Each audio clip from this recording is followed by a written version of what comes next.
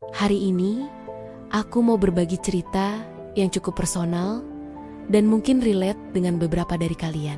Ini bukan cerita yang mudah untuk dibagikan, tapi aku merasa penting untuk dibicarakan karena pelajaran di dalamnya sangat berharga. Ini adalah kisah nyata tentang bagaimana kehidupan rumah tanggaku hampir hancur karena perselingkuhan dengan tetangga. Aku harap dengan berbagi ini, kita semua bisa belajar dan menjadi lebih waspada. Cerita ini dimulai sekitar 3 tahun yang lalu. Aku dan suamiku, sebut saja namanya Bima, baru saja pindah ke sebuah komplek perumahan yang asri dan tenang. Kami sudah menikah selama 5 tahun saat itu. Dan seperti banyak pasangan lainnya, kami juga punya pasang surut. Tapi secara umum, kami bahagia. Bima adalah pria yang baik, pekerja keras, dan sangat mencintai keluarga. Kami punya seorang putri kecil yang menggemaskan. Namanya Rara. Kehidupan kami terasa cukup sempurna di permukaan. Masalah mulai muncul secara perlahan. Bima dipromosikan di kantornya, yang berarti tanggung jawabnya semakin besar dan jam kerjanya semakin panjang. Dia sering pulang larut malam, bahkan kadang harus bekerja di akhir pekan. Awalnya aku sangat mendukungnya. Aku bangga dengan pencapaiannya. Tapi lama-kelamaan, aku mulai merasa kesepian.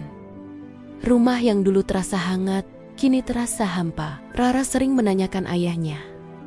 Dan aku kehabisan jawaban. Aku menghabiskan hari-hariku sendirian, mengurus rumah dan anak, tanpa ada teman bicara yang benar-benar mengerti. Di tengah kesepian itulah, aku bertemu dengan dia. Sebut saja namanya Dani.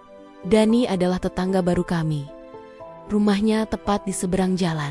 Dia pindah bersama istri dan seorang anak laki-laki yang seumuran dengan Rara. Awalnya, perkenalan kami sangat wajar. Kami sering bertemu saat anak-anak kami bermain di taman komplek. Istrinya, sebut saja Lisa, juga wanita yang ramah. Kami sering mengobrol, bertukar resep, dan kadang-kadang arisan bareng ibu-ibu komplek lainnya. Hubunganku dengan Dani mulai berbeda ketika suatu sore mobilku mogok tepat di depan rumah. Bima sedang meeting di luar kota dan tidak bisa dihubungi. Aku panik, tidak tahu harus berbuat apa. Tiba-tiba Dani keluar dari rumahnya dan menawarkan bantuan. Dengan sigap, dia memeriksa mesin mobilku dan dalam waktu singkat berhasil memperbaikinya.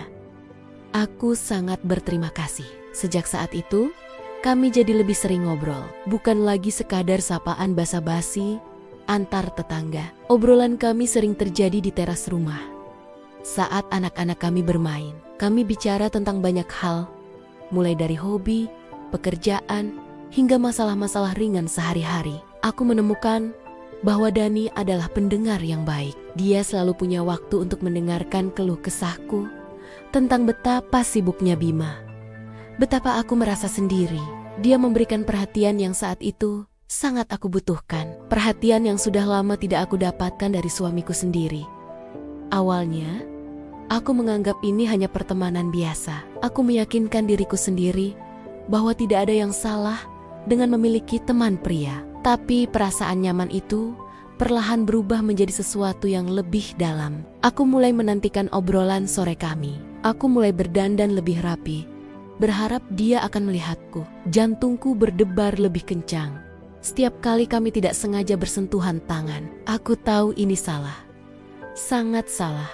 Aku punya suami dan anak. Dia juga punya istri dan anak. Tapi perasaan itu begitu kuat. Dan aku merasa tidak berdaya untuk melawannya. Komunikasi kami berlanjut melalui pesan singkat. Dimulai dari menanyakan kabar anak-anak, lalu merembet ke hal-hal yang lebih personal. Kami saling mengirim pesan selamat pagi dan selamat malam. Kami berbagi cerita tentang hari kami, lengkap dengan emoji dan lelucon-lelucon kecil. Aku merasa hidup kembali. Aku merasa dilihat, didengar, dan dihargai. Sesuatu yang sudah lama hilang dalam pernikahanku. Aku mulai membanding-bandingkan Dani dengan Bima. Dani selalu punya waktu untukku, sementara Bima selalu sibuk dengan pekerjaannya. Dani selalu memujiku Sementara Bima sepertinya sudah tidak lagi memperhatikanku. Puncak dari kesalahan ini terjadi pada suatu malam. Bima lagi-lagi harus lembur sampai pagi. Rara sudah tidur. Hujan turun sangat deras, membuat suasana semakin melankolis. Tiba-tiba, aku menerima pesan dari Dani. Dia bilang dia juga sedang sendirian di rumah karena istri dan anaknya sedang menginap di rumah orang tuanya. Dia mengajakku untuk minum teh di rumahnya, sekadar mengusir sepi katanya. Sebagian dari diriku berteriak jangan, tapi sebagian lagi yang sudah lama merasa kosong mendorongku untuk pergi. Aku menyeberang jalan di tengah hujan, dan malam itu menjadi malam tergelap dalam hidupku. Kami mengobrol, tertawa, dan dalam sekejap batasan itu hancur. Terjadilah apa yang seharusnya tidak pernah terjadi. Setelahnya, yang ada hanyalah penyesalan yang luar biasa. Aku pulang ke rumah dengan perasaan hancur. Aku melihat foto pernikahanku dengan Bima di dinding, dan aku menangis sejadi-jadinya.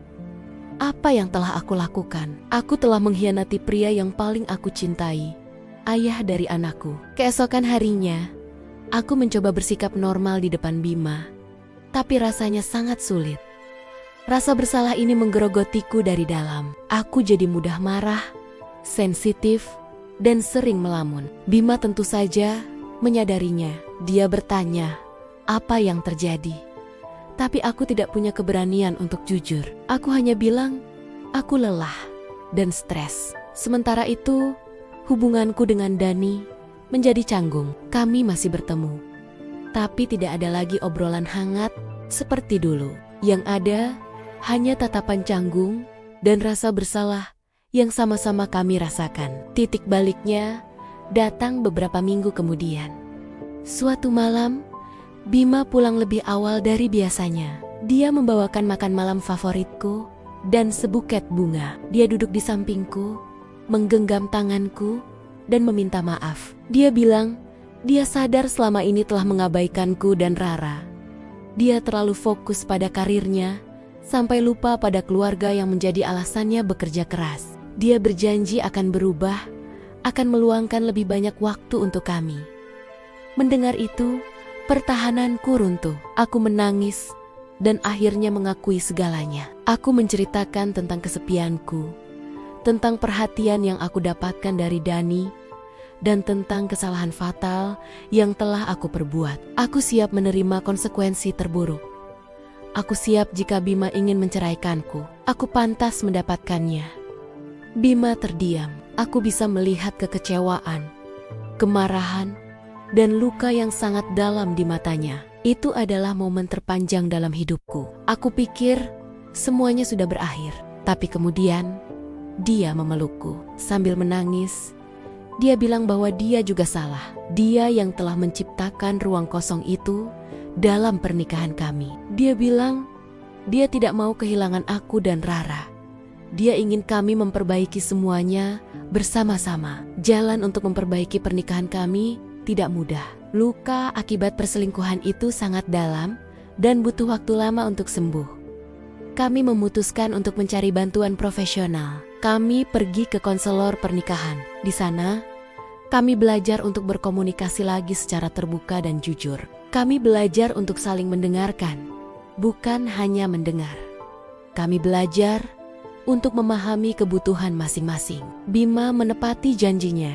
Dia mulai menolak pekerjaan di akhir pekan dan selalu pulang sebelum makan malam. Kami mulai melakukan kencan malam lagi, seperti saat kami masih pacaran. Kami menghabiskan lebih banyak waktu berkualitas sebagai keluarga. Perlahan tapi pasti, kepercayaan itu mulai tumbuh kembali. Rumah kami yang tadinya terasa dingin, kini kembali hangat oleh tawa dan cinta. Lalu bagaimana dengan Dani? Setelah pengakuanku, kami memutuskan bahwa yang terbaik adalah menjaga jarak total. Itu adalah keputusan yang sulit. Tapi perlu. Beberapa bulan kemudian, mereka pindah dari komplek perumahan kami. Aku tidak pernah lagi berkomunikasi dengannya. Bagiku, dia adalah pengingat dari kesalahan terbesar dalam hidupku, sekaligus pelajaran paling berharga. Dari pengalaman ini, Aku belajar beberapa hal penting. Pertama, komunikasi adalah kunci dalam sebuah hubungan. Jangan pernah membiarkan masalah berlarut-larut tanpa dibicarakan. Kesepian dalam pernikahan itu nyata dan sangat berbahaya. Jika kamu merasakannya, bicaralah pada pasanganmu sebelum terlambat. Jangan mencari pelarian di luar, karena itu hanya akan membawa kehancuran. Kedua, rumput tetangga tidak selalu lebih hijau. Apa yang terlihat dari luar belum tentu seindah kelihatannya. Perhatian sesaat dari orang lain mungkin terasa menyenangkan, tapi itu tidak sebanding dengan hancurnya keluarga yang telah kamu bangun bertahun-tahun. Dan yang terakhir, pengampunan itu mungkin, baik memaafkan pasangan maupun memaafkan diri sendiri. Prosesnya memang menyakitkan dan butuh usaha dari kedua belah pihak, tapi pernikahan yang retak masih bisa diperbaiki dan bahkan menjadi lebih kuat dari sebelumnya. Jika kamu sedang berada di posisi yang sama denganku dulu, merasa kesepian dan diabaikan dalam hubunganmu, aku mohon, bicaralah pada pasanganmu. Jika itu sulit, carilah bantuan profesional. Jangan biarkan dirimu jatuh ke dalam jurang yang sama. Kamu dan pernikahanmu layak untuk diperjuangkan. Cerita ini adalah bagian dari masa laluku. Masa lalu yang kelam, tapi membentukku menjadi pribadi yang lebih baik hari ini. Aku dan Bima berhasil melewatinya. Dan pernikahan kami sekarang jauh lebih kuat dan lebih jujur. Aku bersyukur atas kesempatan kedua yang Dia berikan. Terima kasih sudah mendengarkan ceritaku sampai akhir. Aku tahu ini topik yang berat, tapi semoga ada hikmah yang bisa kita ambil bersama. Jangan lupa untuk subscribe channel ini untuk cerita-cerita inspiratif lainnya. Sampai jumpa di video selanjutnya.